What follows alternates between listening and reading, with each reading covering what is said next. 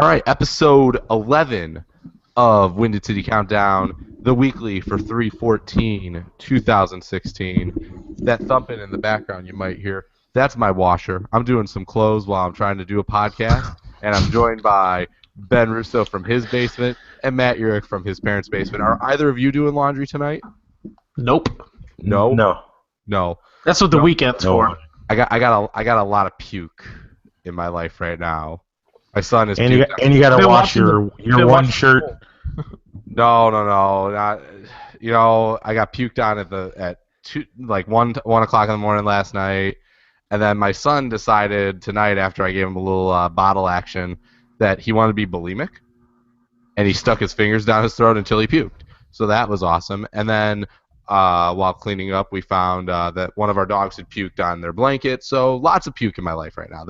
That sums up my Monday. Lots of puke.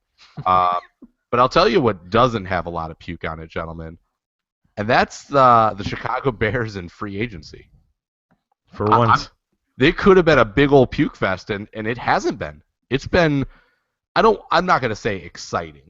I'm not going to say like it's been outrageous, but I mean part of that has to do with the number and quality of free agents out there, but the Bears have done quite well. Ben, you've been all over this week. What do you think? No, I think the opposite. I think it has been really exciting. I mean, between, obviously the big signing, Danny Trevathan, I think most of us expected, they're going to go after a middle linebacker or an inside linebacker and then maybe move, look towards the draft for that, but then to go and then get Jarrell Freeman, that's a complete 180 off of what they had last year with Shea McClellan and Christian Jones. I think me and Matt have talked about it a lot. It's the value that they're getting more than anything. I mean, Trevathan, they paid for him, but I mean, you look at some of that money going around last Wednesday, I think it was, and man, the Trevathan deal looks like a steal.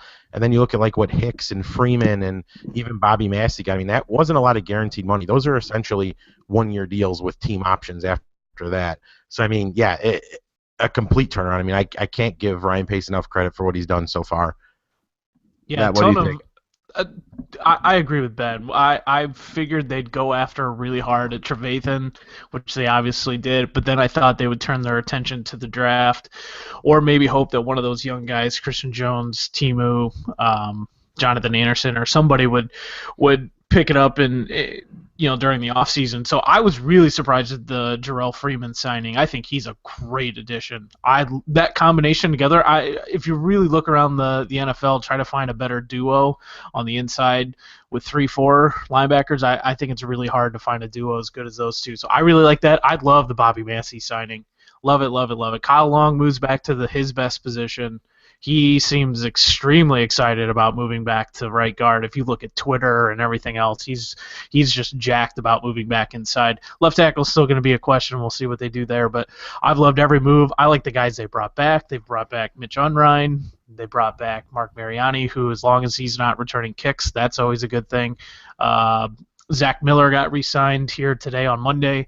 So I love everything Ryan Pace is doing. You don't win, you're not winning football games right now, and it's hard to really quantify until they get on the field. But I think everything they've done up to this point has filled needs and gives them so much flexibility once the draft comes around. So I couldn't help but think, watching all these signings come in, that we talked about it. It had to be like our first or second episode.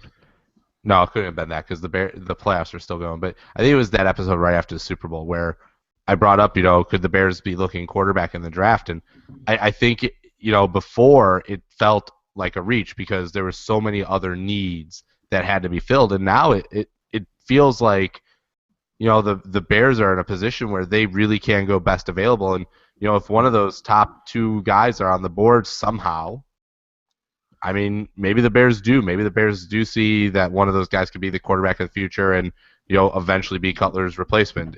Am I crazy for thinking that, Ben? No. Not crazy. Because I personally, I don't think there's any chance that Wentz or Goff are there. And, I mean, again, I don't know what's on Ryan Pace's board. I don't know where he has Paxton Lynch, but There was a lot going on Twitter today that the Bears were looking at back end quarterbacks, third, fourth, fifth, sixth round type guys, which I think is where I could see them going because I don't. And I hate saying this because I think you go best player available anyway. I don't care what position he plays. I think if he's number one on Pace's board, you go with it. But I hate the concept of having that quarterback taken 11th overall, and then you know how the fans are in Chicago. They're going to be begging for this guy to get in there. And, I think the Bears are going to be vastly improved. Are they going to win 10, 11, 12 games? I don't think so at this point. But I don't think it's impossible to say that. It is the NFL. I mean, right. That's what I'm saying. I don't think it's impossible, but if they get off to that, 2-4, 2-5 start or whatever, all of a sudden you're going to start hearing the barking of Cutler stinks. We want Paxton Lynch or we want Jared Goff, and that's just not the right move to make. I mean, you have Cutler at least 2 more years, I think, this year and then next year more than likely.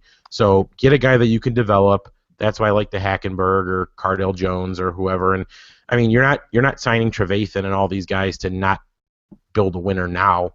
I mean, right. these are guys who are going to help your team right away. So, yeah, and you say, the Bears, could they win 12 games? So they won. What did they win this year? They won 5 games. Is that right? 6, I think. 6 games. I'm trying to pull up their schedule, but Google's not cooperating. But they lost to the Packers by 8. They lost to the Lions by 3, the Vikings by 3, the Broncos by 2, the Niners by 6.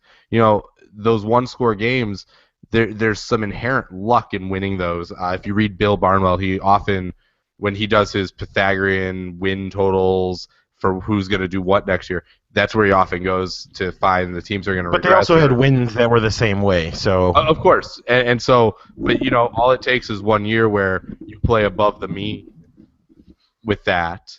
And all of a sudden, you're sitting there with those wins, instead of losses, and those wins that you had before are still wins, and maybe you do win 10, 11, 12 games, and you have a bit of luck. I mean, and that's not like the Bears haven't had a season like that before. Go back to that 13-3 year where Shane Matthews was your quarterback, and that team won a ton of games by some close scores. Matt, what about you? What are you thinking for the draft for the Bears now that you've seen these signings? Yeah, I'm with Ben on that.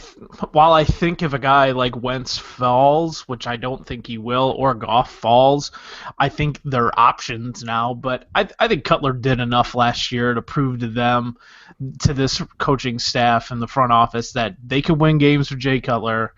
That their biggest focus now, I think, is getting younger and finding playmakers. And this draft has so many good players at positions they need. If they want a left tackle and they take Brownie Stanley at 11 out of Notre Dame, that's a hell of a good pick.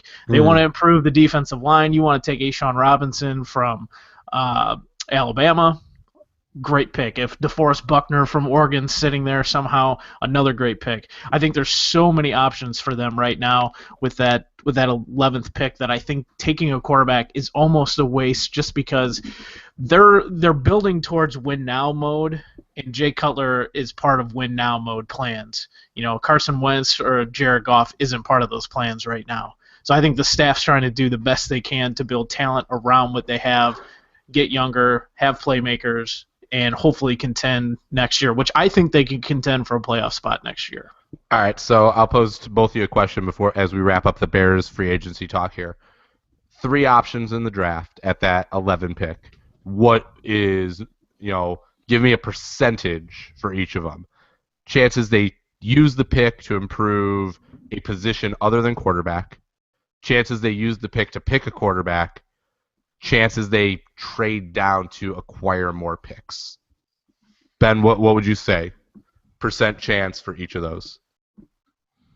I mean, I don't want to give you exact ones because I'm just going to confuse myself with too many numbers. But if you're asking me to rank where they're going to go, I'm going to say it's most likely that they use that pick to improve other than quarterback.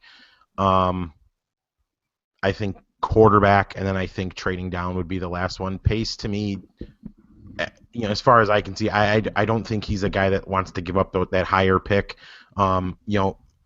And frankly, I think they filled a lot of needs as it is. I mean, obviously they still have needs, but remember they still have those extra picks in the draft. So these are guys who are going to fill. They're not done in free agency yet. I fully expect them to sign more guys going into the draft. So I don't see the need to necessarily acquire, specifically more picks to get young players.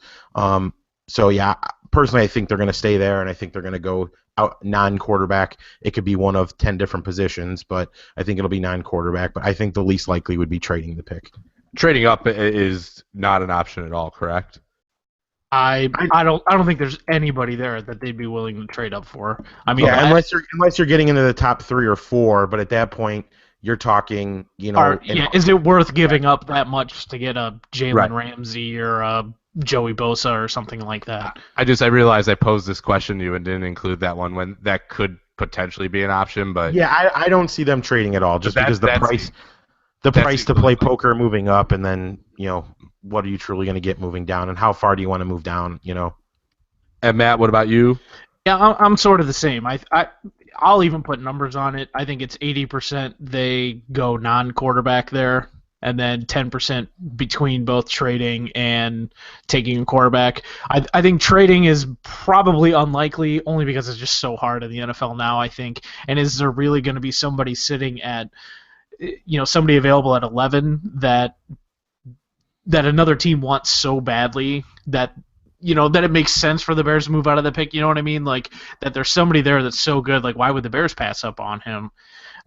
So I don't see them trading it, but that probably means they'll end up trading it. The only time I could see it would be if there's a quarterback there that the Bears don't necessarily like, that maybe somebody like the Rams wants to jump up and grab. That's the only thing I see, because what every expert said, once you're outside of that, like, top 7, 8, from like 8 to like 25, you're basically getting like the same level prospect. So very good. All right, moving on from the Bears this week. It's one of my favorite weeks of the year and weekends of the year. I love this weekend, and it is March Madness. The first and second round, the round of 64, the round of 32, they start on Thursday. I'm going to start this conversation with shame on CBS. Is that okay? Oh, that was terrible. They got what they deserved yesterday. Yeah. I can't find a single person that disagrees. You took a show that has routinely been 30 minutes, and over the last 10 years, it's gone up to an hour, and now you're trying to stretch it out for 2 hours. And my favorite moment last night, and if you don't know what we're talking about, CBS, they hold the brackets. They do the selection Sunday after the Big Ten tournament is over every year. And they decided to stretch out the bracket so long that the bracket was leaked on Twitter. And my favorite thing was, I was sitting there looking at the bracket going, yeah, this seems plausible. This bracket looks legitimate. And I'm like, okay, so I'm going to assume that this is real. And as I'm assuming this is a real bracket, they have their bubble watch up on the screen like, well, I don't know if Monmouth's going to get in. I don't know about Valparaiso. I'm just like, nope. And that was so unfair. And that's so unfair to those kids. I say kids, those guys, those teams that are on the bubble. That's not fair to them to have to sit around for 2 hours to find out whether or not they're in the tournament. It was dumb. I thought it was terrible on their part. I don't know what CBS thought they were doing, why they thought that was a good idea. I thought it was terrible. And now them and the NCAA are investigating. I think the investigation would be, why is CBS? What is CBS thinking they're going to gain from a 2-hour selection Sunday show? Yeah. So, I wanted to start there. Your guys' thoughts on the bracket as we go into Thursday. Ben, you filled one out, I assume, right? Yeah. I mean, this year probably was the least amount of college basketball I've watched, just with too much stuff going on. But what I've watched, I tried to catch up on a lot of it lately. But man, I think they did a terrible job picking the bracket. I think this had to be, Joe Lunardi at ESPN prides himself on his brackets, and I think in recent years he's nailed almost 100%. If not, he's missed like one team, and I think he's even gotten the seeding almost down to a T. And his was bad this year because some of the teams that they put in, I mean, Tulsa getting in over, even like St. Mary's or St. Bonaventure, like, or Valpo or Monmouth, or I mean any of those teams. But I thought I saw somebody posted it that St. Bonaventure's, based on where they ranked in the RPI and overall, they are officially the biggest snub They're the highest ranked team to not make the NCAA tournament, so they're officially the biggest snub in NCAA history. Take it for what it is, but just the seeding is wrong. I mean, Michigan State, and I know you're arguing from a 2 seed to a 1 seed, okay, but like Michigan State not being a 1 seed is obnoxious. I mean, what are they ranked 2 in the country? They just won the Big Ten tournament, and you gave the ACC 2. Right. And I'm not saying the ACC is bad or not a great conference, and I'm not saying the Big Ten had a stellar year by any stretch of the imagination, but there's no reason to give Virginia and UNC both 1 seeds. Right. I didn't like how it all went. And, again, this is the second year in a row that they seem to favor the bigger schools over the smaller when it comes to,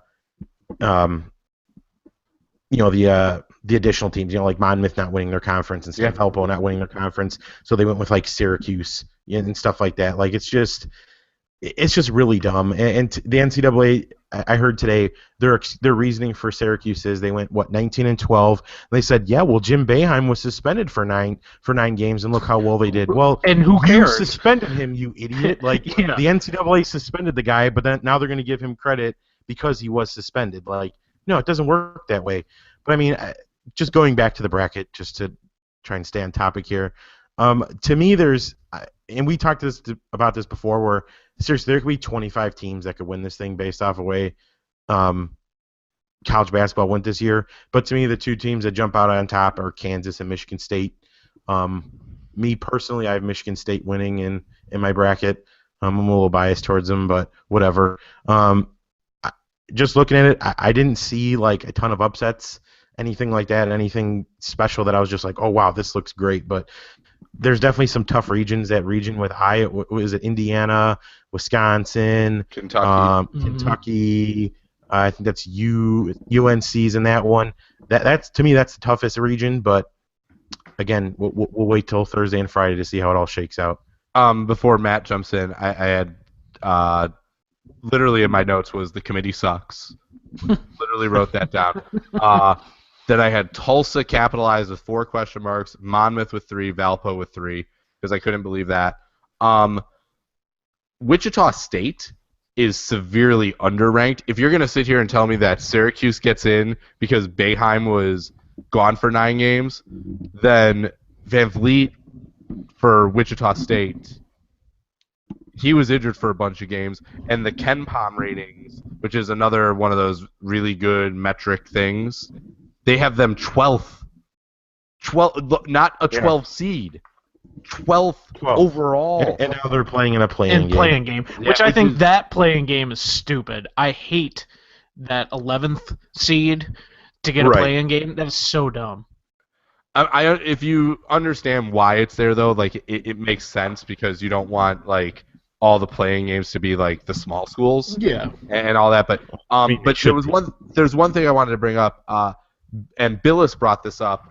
Just flipping through some of the games on Sunday, and Billis brought up that he really thinks the committee and like the RPI should be locked at the end of the regular season for all teams because it's not tournament play. Because it's not fair. Like Michigan this week got a couple bonus RPI games into their schedule because they play in the Big Ten. Well, of course now Michigan's profile looks better because they play in the Big Ten. And it's a way to, really it's the haves and have-nots. And I really thought it was an interesting point by him and a good one at that, which I was really surprised because it was out of somebody at ESPN's mouth. Matt, the bracket, your thoughts? I'm like Ben. This year, I've really started to slow down in terms of my college basketball watching. Which basketball, oddly enough, I've covered football for the last 4 or 5 years, but basketball's always been my favorite sport. And I used to absolutely love college basketball. I don't know what it is. There's something that's drawn me away from it the last few years, and so I honestly don't know enough about it. I do know that I was surprised that Michigan State didn't get a 1 seed. And like you said, from a 2 to a 1, it's not that big of a deal, but it's still just odd they didn't get it. I read something earlier, I can't remember who wrote it, that Oregon is the worst number 1 seed of all time. and I can't remember why, but it had a lot to do with just like their road record's terrible. They're 7-6 on the road. Although I'm looking right now, it's not like Virginia's pretty bad on the road too, 6-7. But I don't know. yeah, Did you watch the show, Matt? The yes, selection side. I watched part of it. Yeah. So they announced the 4 number ones. They get through the first 3. I'm like, all right. So the fourth one's got to be Michigan State. Michigan State's going west. That's a tough draw for them. And then it's like Oregon. I'm like, where the hell's Michigan State? Yeah. Where'd they go? And for me, most of my, in all honesty, the last like week or so here in like conference tournament week or whatever has been the most basketball I've watched, and I've been very impressed with Michigan State. So to me, I have Michigan State winning in one of my brackets. I've filled out 2. They're winning in one, but I honestly went with a ton of chalk. I mean, it's just I don't know enough about the field this year, and it just seems like that's sort of the consensus right now. But I don't know. Once the tournament gets going, I'm sure I'll be just as into it as I always been. So here's my Elite 8. I've got Baylor over Texas A&M or Oklahoma because I can't decide there. So I've got Baylor in the Final Four, and I hate that I have Baylor in the Final Four. You guys know what I'm talking about. You start filling out the bracket, and then you get pissed at yourself for what you look you at did. your You Final can't Four. change it. You're like, what did I do? How did this happen? But I think Baylor has as good of a chance as anybody. Like Duke's a 4. I don't think does Duke scare either of you? This Duke, I could see them going out in the first weekend. Against Baylor, yeah, I mean it's possible. I have Duke beating Baylor, but this feels like that year Duke lost to like VCU or VMI, not VCU, VMI. Where everyone's like, "What's wrong with Duke?" It's like, yeah, the team's not physical. Like they're just gonna get manhandled, and it feels like Baylor could be the one to do it. I have UNC over Xavier in the East, so that region I have chalk. I've probably bought a little bit too much into the hype that Cal supposedly has 3 lottery picks in their starting lineup, and I have them winning in the South over Villanova, and I actually have Wichita going pretty deep there. And you have Cal going in over Kansas? Yeah, I do. And where did I get Kansas out? I think I had Kansas out against against Cal. Got to be against Cal, yeah. Yeah. I need to go back and look at this, but I think I'm buying a little too much into the Cal has NBA players, and that doesn't necessarily matter when it comes to the tournament. Mm-hmm. And I got to remember that. And then I have Michigan State over Purdue in the Midwest, which I feel really awesome about. And then I have the same, so. And then my championship is Michigan State over Baylor. Wow. Yeah. I literally you're hating everything about that too, aren't you? I have Michigan State over Baylor ? Yuck. and that's where it ends. So see, I have Michigan State, Kansas. I believe I did UNC, and then I did Oklahoma. I wanted to do Texas A&M, but I went with Oklahoma.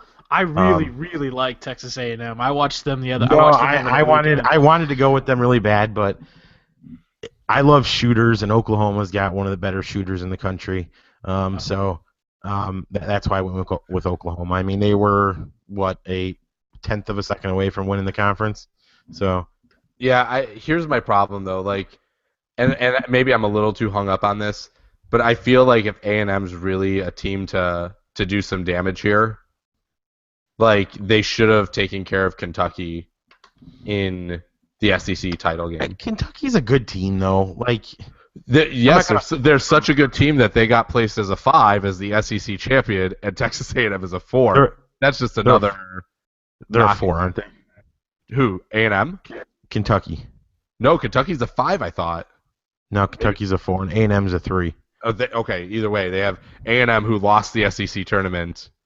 Yeah, did you see Calipari go off on the rest of the body of work is A&M's a good team. I mean, but so is Kentucky though.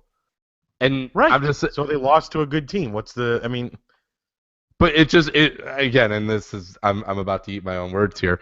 You know, clearly the committee thinks A&M's a better team than Kentucky, which, as we can tell, this committee blows at creating a bracket. So right. There you go. All right, so tournament should be fun. Lots of good games. Any game in particular you guys are looking forward to start the tournament?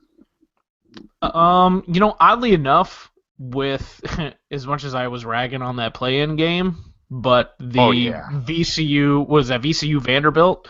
Oh, Wichita State Or Vanderbilt. Wichita State, sorry, not VCU. Yeah, that game I'm actually kind of looking forward to. That, I mean, as much as I hate that, it is exciting just That's a great game. because it's two teams that will play each other that once they get in the tournament, they can actually win a game, as opposed to these, 16s versus 16 seeds. So I could totally see Wichita making a VCU type run out of their bracket. I could totally see that as a thing that happens. So, Ben, your game you're looking forward to? Not really much in the first round. I can't say there's anything that really jumps out. But Notre Dame, if Michigan wins the playing game, Notre Dame, Michigan, I think will be good. Oh, yeah. And then also one of my favorite second round matchups, assuming they both win, which they should, is going to be Indiana against Kentucky. I think that one's going to be a bloodbath. Why don't they play? Like, for some reason they don't play. Either of you know why?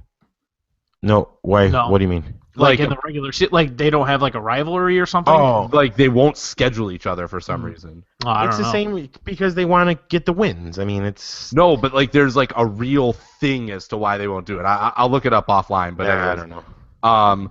I will say, there's not a 16 seed here that is awesome, but man, like I always root for the year that we're gonna finally see it, a 16 over a 1. I think that potential exists. I think I want it really badly, but I don't think it's going to happen anytime soon. Well, if Oregon's the worst one ever, I mean, I can't imagine. Although I can't imagine that the Holy Cross is going to take them down. Yeah. I mean, they're terrible too. They were the 9 seed in the Patriot, and they're like 14-19 overall. So, all right, we got a couple minutes left here before we're gonna check out of the weekly. Ben, let's give you your platform for your weekly I Hate the Bulls talk. And where do you want to go with it this week, sir? Honestly, it's beating a dead horse, but they're a full game out now. A full game. I mean, they have a 2 full games game out in of the hand, playoffs. 2 games in hand. And they're looks like they're about to beat Toronto here. So I mean, they're going to be a half game back. I think Detroit's losing as well, so they should be tied then for that 8 spot. But I mean, what are they fighting for here? It's just a sad thing to watch. And actually, I was watching them earlier today, and I thought to myself, I said, if they were fully healthy, they're not that bad. It's just I hate if they weren't healthy, because Tibbs had injuries too. Tibbs had injuries that were just as bad as the ones that are going on right now. Yeah, I was going to say, if not worse. And he took him to the second round of the playoff without his MVP. Paul Dang and Derrick Rose. Right. So that's why I hate saying the whole if they were hurt. I mean, if they were healthy, they'd be what then? Like a 4 or 5 seed at best. At best, I'm saying. No, they could be the 3. I think they're only the only 6 thing back of the 3. Yeah, again, this goes back to what we said last week. That's why I don't want to go with it again. I mean, they're good enough to make the playoffs in the East. Congratulations, but what does that mean in the grand scheme of things? Nothing. It means they're going to make the playoffs, probably lose the first or second round. Yeah, there's only one team out of the East that can win the NBA title, and that's Cleveland. And I don't even know if they can do that. And I don't even know. I don't think they're better than Golden State, San Antonio, Oklahoma, and I think Los Angeles would. Yeah, once they get Griffin back too. So. Oh, I don't even. They've been damn good without him. Yeah, that's a Ewing theory team if I've ever seen one there. Fine, if they don't want him, I'll take him on the Bulls. So would I, but he just it's interesting. Like he just doesn't really fit into what they necessarily do. Bulls this week though, they got the Toronto game that's going on right now as we're doing this. Washington Wednesday, that feels kind of like a loser leaves town match. New Jersey on Thursday.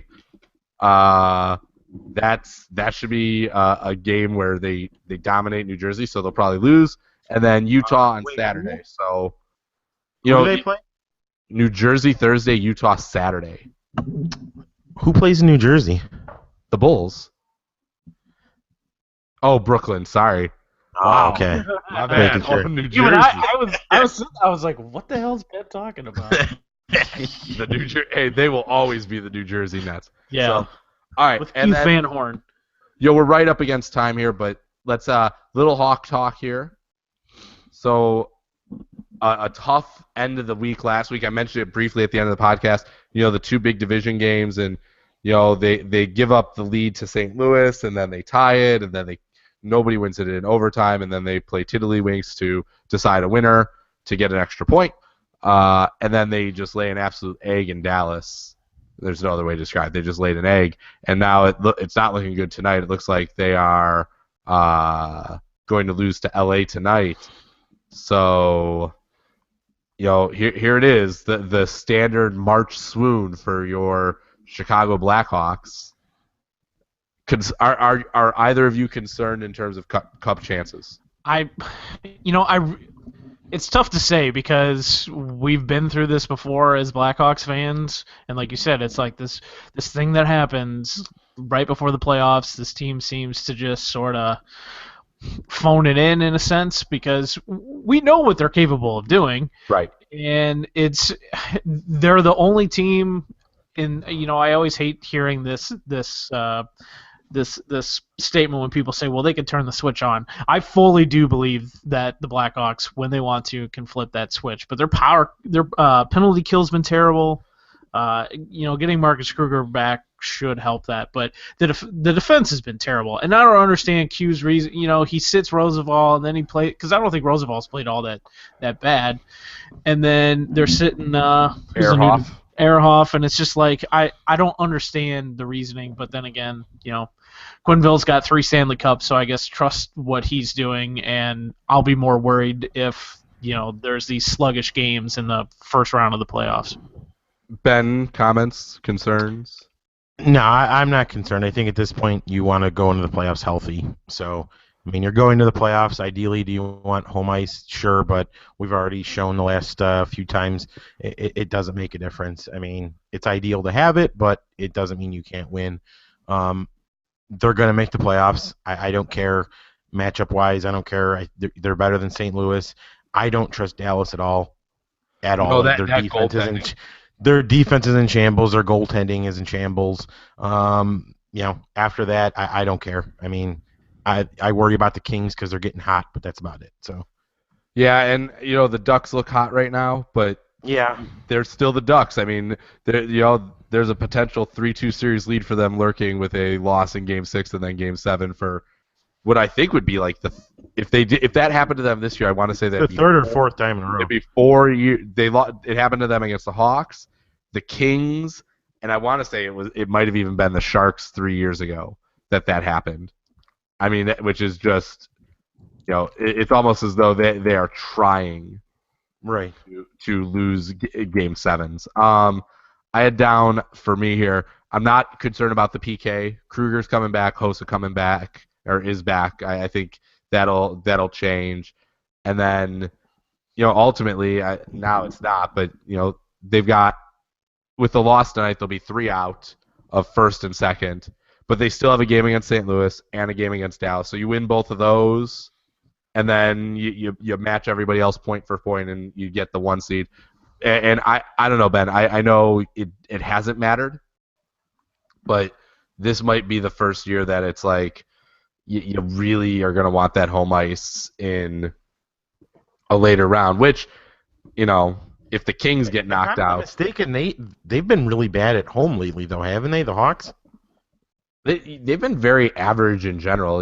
They had the graphic up during the Blues game the other night, which was, they have that 12-0 streak, but they were like 500 before it and 500 after it. So it's not as though they've been, world beaters. But, let's just hope Seabrook plays himself into shape, by game 82. We're 69 games in. I'm still waiting for it. I think once they get healthy, you worry if they look like this once they're fully healthy and in the playoffs. So, for sure. So that's what we're talking about this week. The NCAA tournament's Thursday. The Bears continuing their run through free agency. The Bulls, they're doing stuff. Let's just say that. They're playing basketball. Because it's basketball. And the Blackhawks are just making their march towards April again. We'll see what happens. I will say, of all the things coming up on the schedule, and as much as I always love March Madness, the last 10 years, even before the Hawks really came back, the dirty secret of sports is that the NHL playoffs is the greatest playoff that we have in North America. I agree. No Well, argument. it's because they don't have playoffs in soccer, apparently. Oh boy, here we go.